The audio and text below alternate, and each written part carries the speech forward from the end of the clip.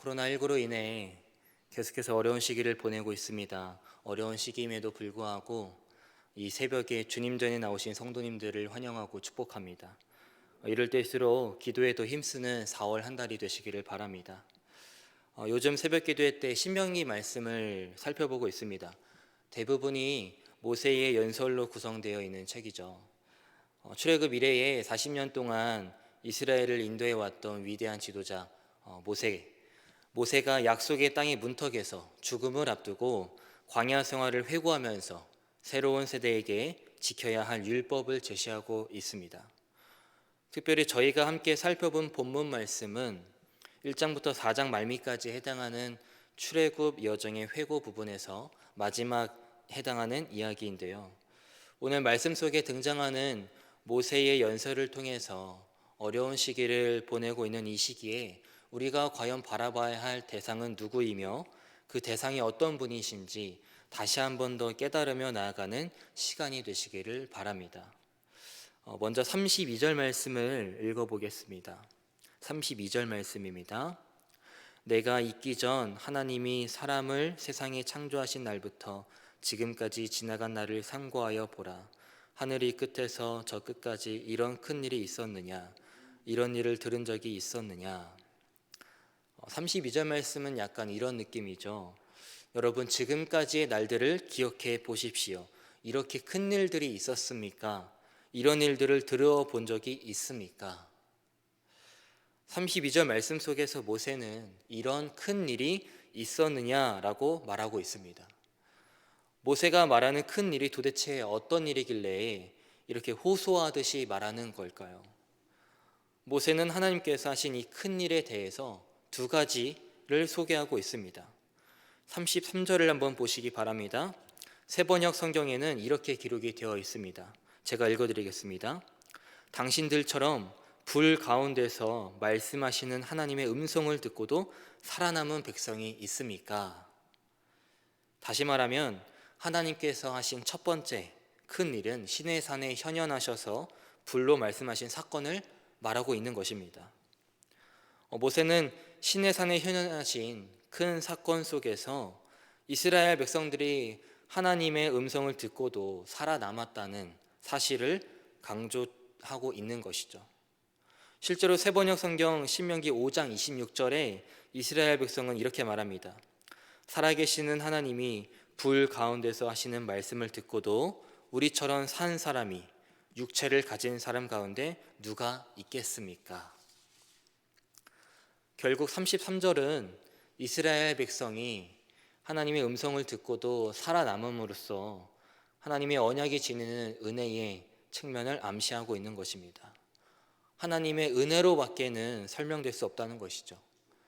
하나님의 거룩하심이라는 측면에서 볼 때 죄로 가득 차 있는 이스라엘 백성들을 도저히 받아들일 수는 없었습니다. 그렇지만 이 언약이라는 테두리 안에서 살펴본다면 이스라엘 백성들을 받아주셨다는 것입니다.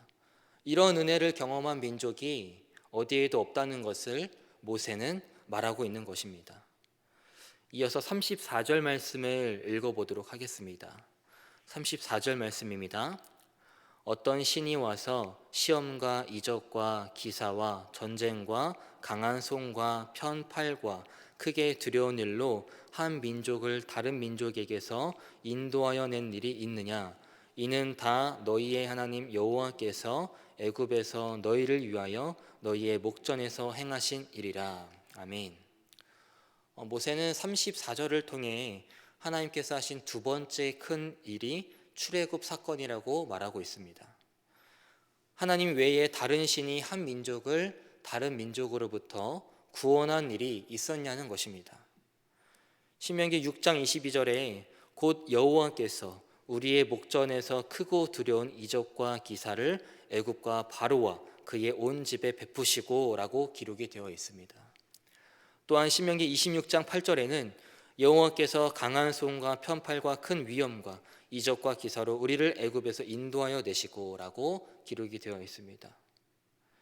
결국 33절과 34절에서 모세는 과거에 경험했던 하나님의 역사를 기억하면서 전능하시고 유일하신 하나님만이 이스라엘 백성을 애굽으로부터 구원하셨다는 것을 강조하고 있는 것입니다. 그렇다면 모세가 이렇게 출애굽 여정을 회고하면서까지 하나님이 하신 큰 일을 말하고 있는 이유는 무엇이겠습니까? 35절부터 40절 사이에 그 이유가 나오고 있습니다. 먼저 35절 말씀을 읽어보도록 하겠습니다. 35절 말씀입니다.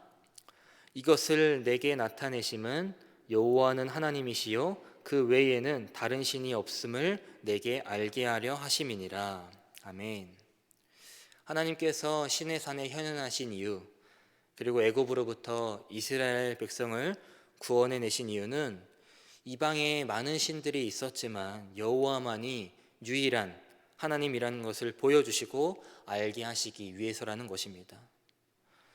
우상이 만연한 세상 속에서 사람들은 여러 우상들을 하나님과 동일한 대상으로 여겼습니다. 하지만 35절 말씀을 보시면 여호와 그분이 유일하신 하나님이며 그 하나님 이외에는 다른 신이 존재하지 않는다라는 유일신에 대한 명백한 사실을 말하고 있는 것입니다. 그러면서 모세는 36절부터 38절을 통해 시내산 이야기와 출애굽 사건을 다시 한 번 더 다루면서 계속해서 하나님에 대한 올바른 지식의 필요성을 강조하고 있습니다. 여러분, 이스라엘을 위해 큰 일을 행하신 분은 누구입니까? 우리가 누구로부터 은혜를 받았고 구원을 얻었습니까? 라는 것이죠. 사실 하나님의 입장에서 생각해 보면 죄의 유혹에 넘어가기도 했고 많은 우상을 섬겼던 이스라엘 백성을 포기할 수도 있으셨을 것입니다. 출애굽 여정 속에서도 차라리 애굽에 있을 때가 더 좋았다면서 불평불만을 쏟아냈고, 모세를 원망했던 이스라엘 백성을 보셨을 때 더 이상은 안 되겠다면서 포기하실 수도 있으셨지만 그러지 않으셨습니다.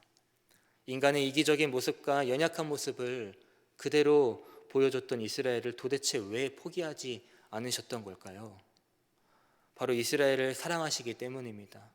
37절을 보시기 바랍니다.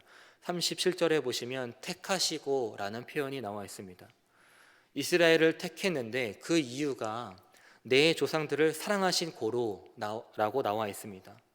여기서 내 조상들은 누구를 가리키는 것입니까?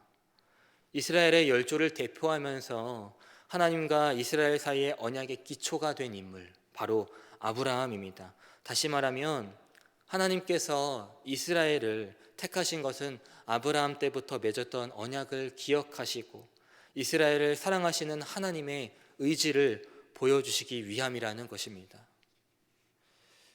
이처럼 오늘 본문 말씀에서 모세가 처음부터 끝까지 강조하고 있는 것은 하나님의 구원 역사를 기억하라 라는 것입니다. 이것은 저희들에게도 해당하는 것입니다. 하지만 현실적인 문제에 부딪혀서 때로는 하나님께서 보여주셨던 역사와 그 사랑을 잊어버리고 우리의 시선이 세상을 향할 때가 있습니다. 세상의 방법을 택하면 내가 보는 앞에서 그 문제가 쉽게 해결되는 것 같이 보이기 때문이죠. 사람의 마음은 언제나 부패하기 쉽고 하나님을 멀리하기 쉽습니다. 저도 마찬가지입니다. 저도 가끔은 현실적인 문제에 부딪혀서 그 문제를 두고 하나님 앞에 기도할 때가 있는데 조급한 저의 마음과는 달리 하나님께서 저의 마음을 아시는 건지, 왜 이렇게 잠잠하게 계신 건지 생각하면서 하나님을 원망할 때가 있습니다. 그럼에도 저희가 세상을 의지해서는 안 되고 하나님의 구원 역사를 기억해야 되는 이유는 하나님의 말씀을 따라 거룩한 길로 행하는 자에게 축복이 있기 때문입니다. 다 같이 40절 말씀을 읽어보겠습니다. 40절 말씀입니다. 오늘 내가 내게 명령하는 여호와의 규례와 명령을 지키라. 너와 내 후손이 복을 받아 내 하나님 여호와께서 내게 주시는 땅에서 한없이 오래 살리라. 아멘. 하나님을 믿는다고 고백하는 자들이라면, 예수님의 제자라고 고백하는 자들이라면 이스라엘의 역사를 통해 하나님을 만나고 그 뜻대로 순종해야 할 것입니다.